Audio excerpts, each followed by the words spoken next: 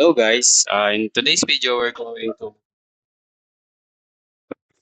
to talk about virtual local area network or VLAN and inter VLAN routing configuration. So here's our topology first.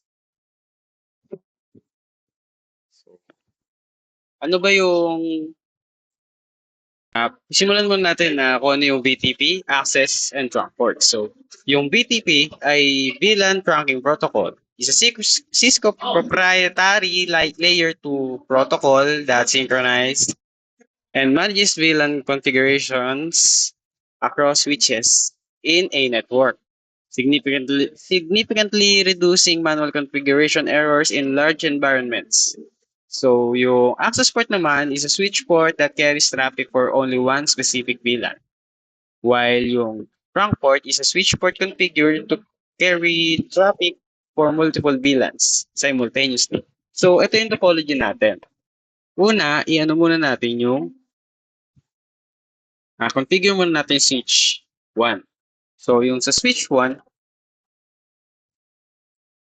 kailangan muna natin i-check yung default settings ng ating mga switches and routers para ma-check natin kung may iba pang connect or something. No?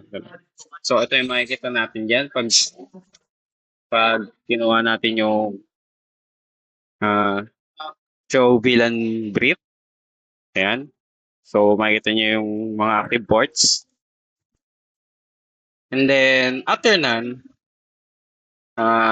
mag-show interface for Giga Internet Ethernet tayo sa 01 switch port.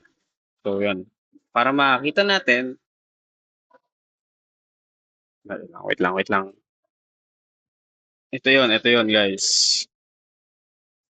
Yan. I-check natin kung naka-set sa dynamic auto yung uh, interface for VLAN 1. So, after nun, i-configure natin yung inter-switch links to operate trunk ports. So, for switch 1,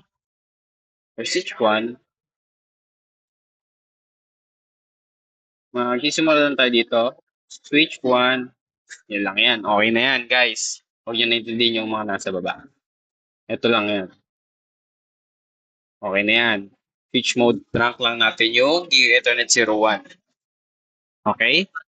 Okay na tayo doon, ha? So, after nun, i-configure naman natin yung Giga Internet 01 na line sa switch 2. So, ito. Punta tayo sa LI. Enter. So, yung makikita natin yung ganyan, yung configuration dialog. Sabihin natin dyan, no. Okay na. So, enable. Tapos,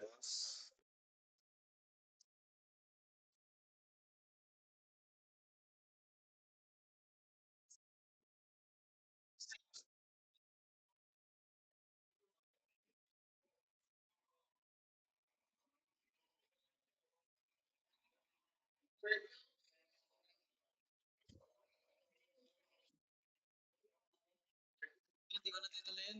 Nag-video ko.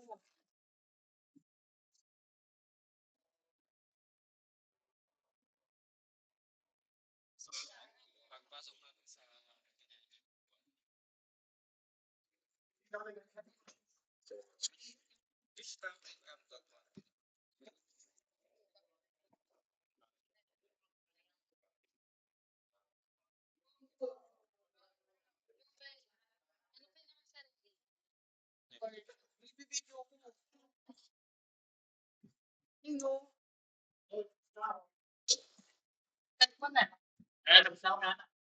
So, yan.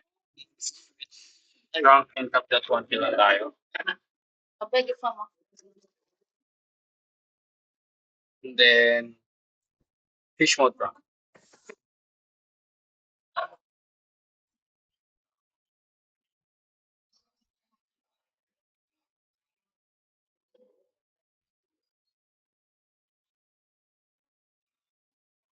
Switch isa.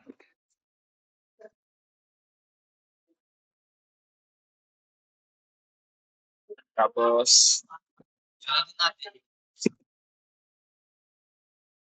zero slash 2. Configure din natin.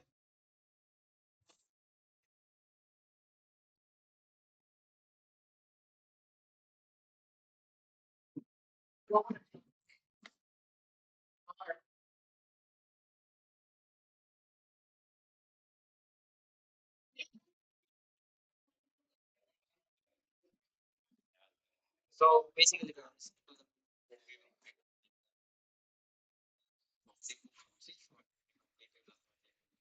backward, dito sa switch dito. Finally, natin is switch 3. Which is zero.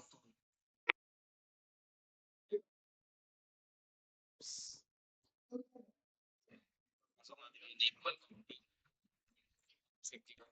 terminal.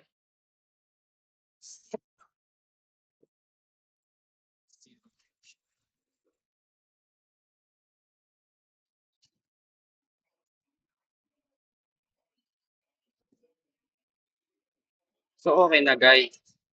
Kailangan naman natin i-set up yung switch 1 as BTP server within the BTP domain ECU. So, paano natin?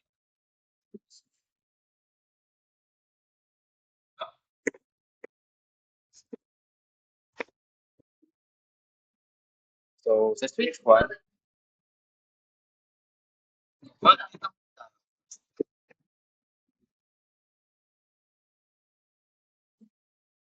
BTP domain. So, isa yung pangalan ng server nyo, BTP domain nyo. In this case, EC3A.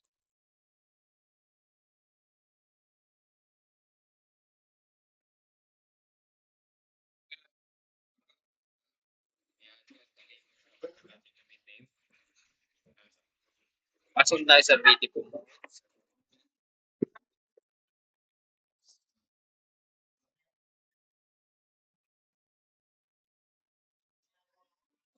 Pagkatapos niyan, guys, pasok naman tayo sa switch 2. Kailangan natin i-configure yung switch 2 na synchronize bilang din switch 1. Paano yun? Switch 2. See it? Lalagyan natin yan. Upload natin yan. Transparent. So, yung switch 1 siya yung domain. Tapos yung switch 2 natin. Transparent. Transparent. So, sa switch 3, siya naman din yung magiging domain na network na to.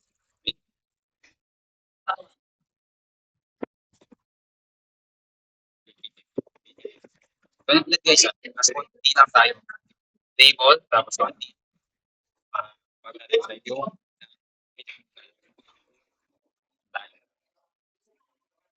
domain is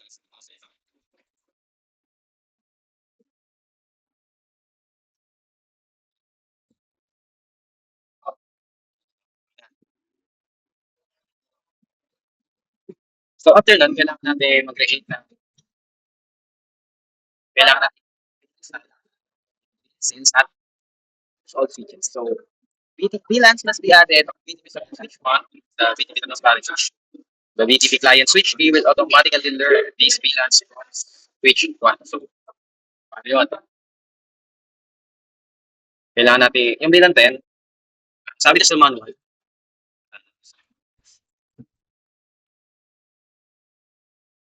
VLAN 10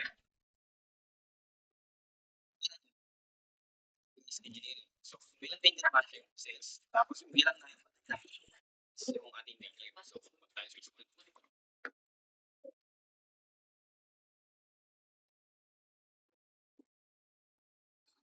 VLAN 10. Sa konti, o sa configure terminal, sa segment, pa-type lang natin VLAN 10. Tapos, papakita natin yung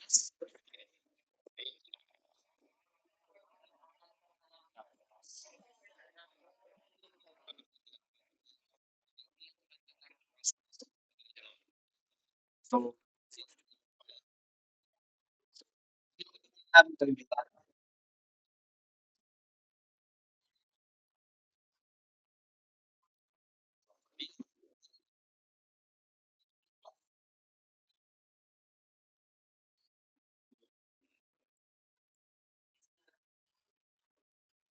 switch one pala.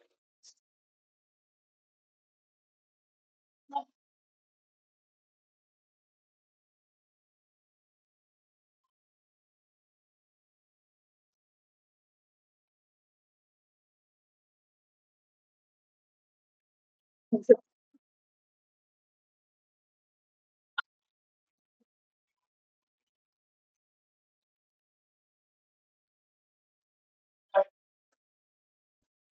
wait lang.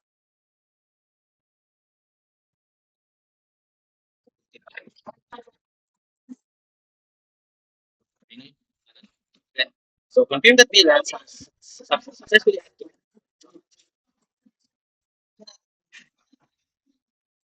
mga pang ng switches. So, i-check natin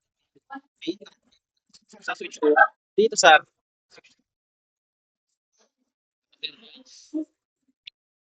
ano yun, sa enable. Kasi mo isa dyan sa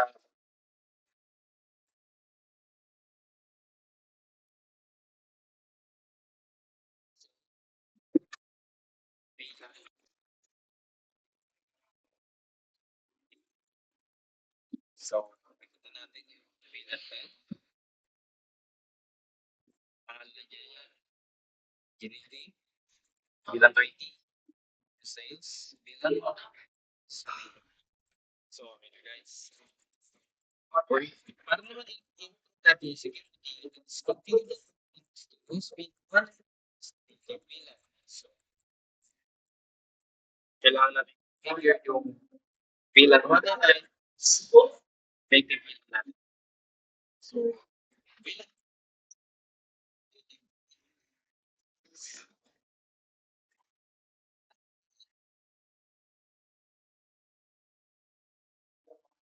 so,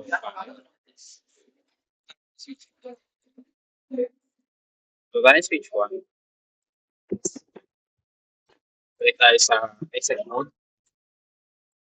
Um,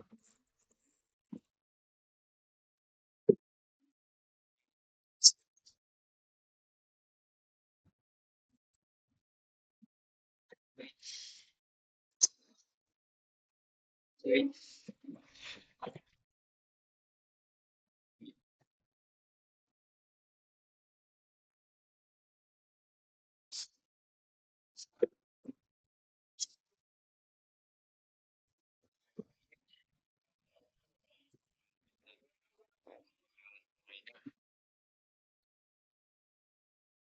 So, gagawin tayo.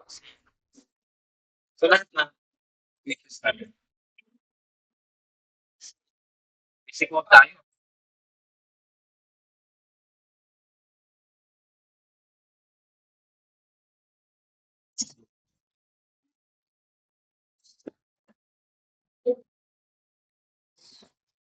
Switch.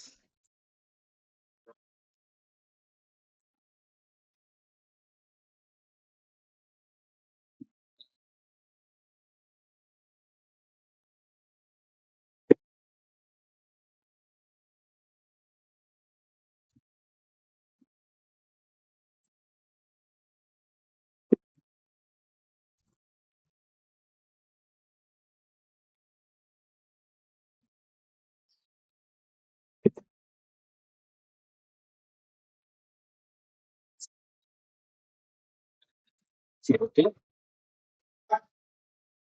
Switch.